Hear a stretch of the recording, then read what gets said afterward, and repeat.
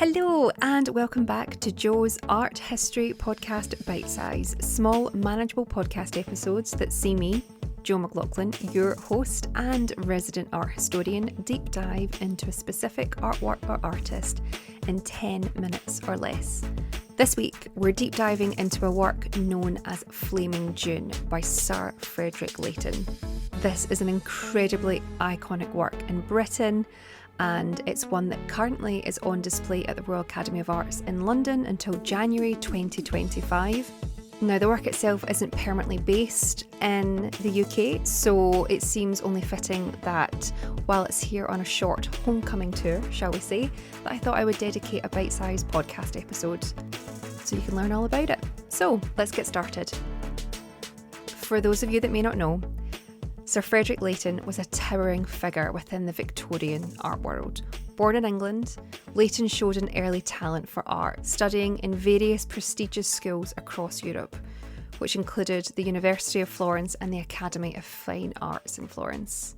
His time on the continent greatly influenced his artistic development, exposing him to the Renaissance masters and classical antiquity, which would leave a lasting imprint on his work.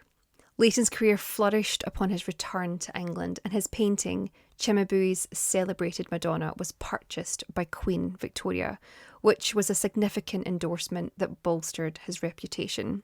And the work just mentioned, Cimabue's celebrated Madonna, is now owned and on display at the National Gallery. In 1878, he was elected President of the Royal Academy of Arts, a position he held until his death. Leighton was knighted in 1878 and later became a baron, making him the first artist to be granted such a prestigious position in the British realm.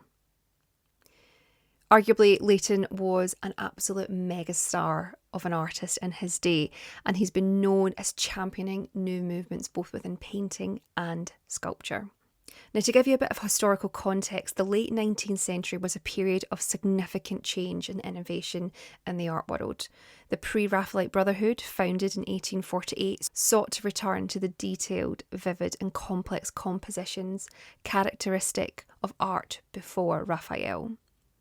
By the time Leighton painted Flaming June, the movement had evolved, incorporating influences from the aesthetic movement, which, for those of you that don't know the aesthetic movement, was a period that happened within British art history between the 1860s and the 1900s, and it aimed to escape from the ugliness and materialism of the industrial age, and it focused instead on producing art that was merely beautiful rather than having a deeper meaning, and this is often referred to as art for art's sake, so you might have heard that term before. The artists and designers in this cult of beauty, so to speak, crafted some of the most sophisticated and sensuous works of art in the Western tradition. And some of the artists within these movements include the likes of Gabriele Rossetti, William Morris, James McNeill Whistler, and of course, Frederic Leighton. Now, Flaming June itself is a masterpiece of composition and colour, and measurement wise, it's about 120 centimetres by 120 centimetres, so 47 inches by 47 inches, if that's how you work. And it depicts a sleeping woman draped in a vibrant orange gown on top of a marble bench. The use of colour is immediate, it's striking, captures the viewer's eye, and it creates a sense of warmth and comfort when you look at the work. The composition itself is a brilliant display of Leighton's skill. The sleeping woman, which you look upon, often believed to be a depiction of Leighton's muse, known as Dorothy Denny, is enveloped in this semi-translucent, bright orange drapery. The fabric clings to her form and it accentuates her curves and creates a vivid contrast against the cool marble background. The interplay of light and shadow on her body and the folds of her dress are masterfully done, giving the painting a lifelike quality. It's the dominance of yellow, red and golden shades here that almost seem to set the figure aflame. Historians have argued that the colour composition actually stands in for the absence of the sun, whose presence is implied by an almost white strip of illuminated sea, which is above the sleeping figure's head. Leighton's attention to detail doesn't just stop at the dress, it expands into this background where he depicts a Mediterranean seascape, as just mentioned. The calm blue water contrasts with the intensity of the dress. And although the background and the sky itself is reduced to a strip atop of the figure's head, it somehow gives the work an airiness to it. And a detail which has later been picked up and debated by historians is a small plant which is to the top right-hand side of the painting, and it's known as an oleander flower, which, although a very beautiful flower, is actually highly toxic. So it's supposed to represent, or symbolise rather, the fragility between life and death. Now, Flaming June is often considered a quintessential example of the aesthetic movement's principle, so this art for art's sake. The painting prioritises beauty and sensory experience over moral or narrative context. This focus on visual pleasure aligns with the aesthetic credo and creating art that provides a respite from the industrialisation and moral structures of the Victorian society of which it was created within. The sleeping figure in Flaming June can be interpreted as an embodiment of the idealised feminine beauty prevalent in 19th century art. Her serene expression and relaxed pose convey a sense of tranquility and introspection. The portrayal reflects contemporary notions of femininity which symbolise purity and beauty. The reception of Flaming June itself has evolved significantly over time. When it was first exhibited at the Royal Academy, it was met with such acclaim for its technical brilliance and aesthetic appeal. However, as the world itself moved on towards modernism, Leighton's work, along with lots of other Victorian artists, fell out of favour. And it wasn't until the late 20th century that a revival in the appeal of Victorian art, and indeed Flaming June, came about. Now, Victorian art having fallen out of favour so significantly that actually Flaming June was lost for a number of years. And there's a bit of contradiction in terms of the stories that I found as to where it ended up, how it was rediscovered. But essentially, from what I can understand, it was sent to be within a private collection.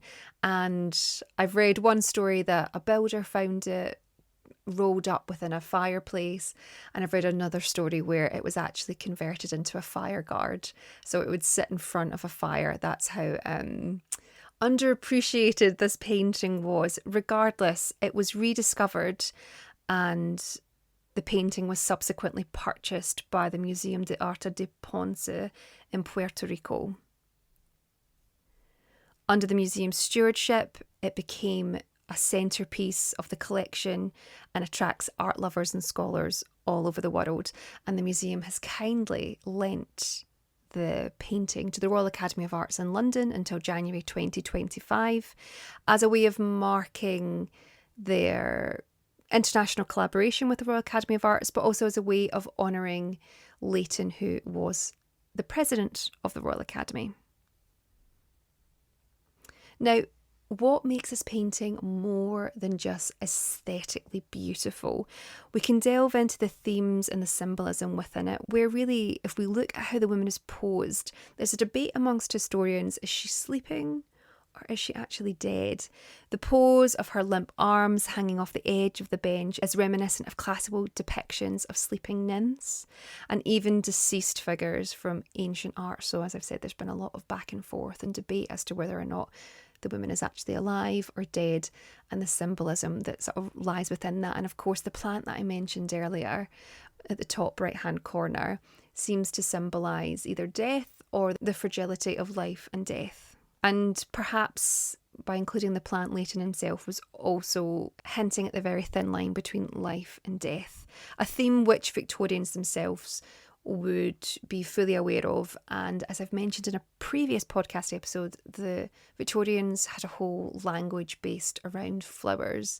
And if you're interested in learning a little bit more about the language of flowers in Victorian art history, I will leave a link to that episode in the show notes below, where I speak with a perfume historian and artist called Michael, who discusses the use of perfumes and flowers in terms of communicating in the Victorian age.